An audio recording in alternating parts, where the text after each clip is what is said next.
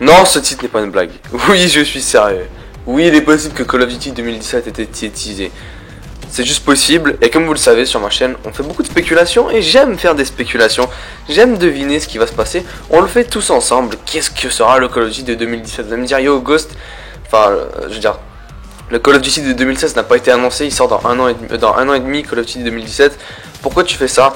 Il y a toujours une petite vidéo comme ça, ou deux sur ma chaîne, où est-ce qu'on essaie de prédire 2-3 ans à l'avance, enfin 3 ans, 2 ans à l'avance, quel sera le Call of Duty de 2017. Donc regardez cette vidéo, elle va être vraiment cool.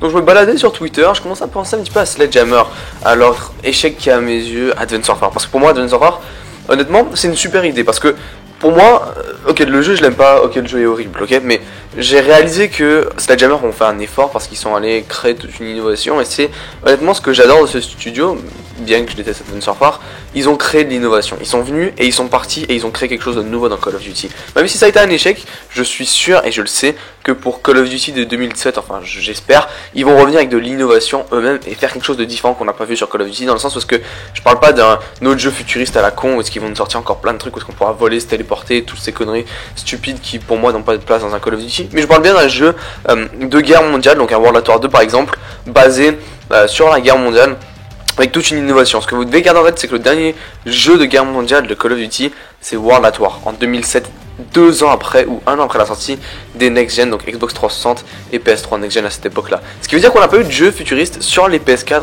et Xbox One depuis longtemps. On n'en a pas eu dans Call of Duty, on n'en a pas eu avec les nouveaux moteurs et les nouvelles disponibilités, alors qu'on a eu des jeux modernes, donc c'est-à-dire Ghost, on a eu des jeux futuristes. Donc le plus intéressant serait d'aborder au moins un jeu passé. Ce que vous ne savez peut-être pas, c'est que Advance Warfare, Sledgehammer travaillait en 2009 sur un Call of Duty qui se passait durant la guerre du Vietnam et qui était entièrement basé sur la guerre du Vietnam, et qui avait un jeu qui était séparé en deux, donc un jeu c'était prévu qui est peut-être une partie FPS et une partie en troisième personne. Donc je pense que comme maintenant ils font Call of Duty à eux-mêmes, c'est possible qu'on voie ce Call of Duty, parce qu'ils ont dit que c'était un projet qui avait été abandonné vu qu'ils avaient pris place et qu'ils avaient travaillé sur Advance Warfare, donc ils avaient laissé ce projet de côté et l'abandonner, mais il a dit que c'était impossible, que tout serait perdu et que c'était un jour presque évident qu'il reprenait ces informations. Donc bref, en me promenant sur Twitter, je suis allé sur le petit compte Twitter de notre ami Michael Condry, qui est le boss de Sledgehammer, et je lis sa description. Tout va bien, il a développé Dead Space, et ensuite il me présente, voilà, dans ma liste des Call of Duty développés avec Sledgehammer, voici ce que j'ai développé, et c'est écrit MW3, Advance Warfare, et ensuite tiret 4 hashtags. Waouh. 4 hashtags comme s'il voulait cacher le mot du prochain Call of Duty. Est-ce que le prochain Call of Duty vient littéralement d'être teasé? Enfin, c'est presque rien, ça veut juste dire que l'abréviation du prochain Call of Duty sera probablement de 4 lettres. Et la première chose que j'ai faite, vous devez Advance Warfare 2, AW2, ce qui est 3 lettres. J'étais très content, parce que ça veut dire, si c'est vrai, qu'on n'aura pas d'Advance Warfare 2. Yes.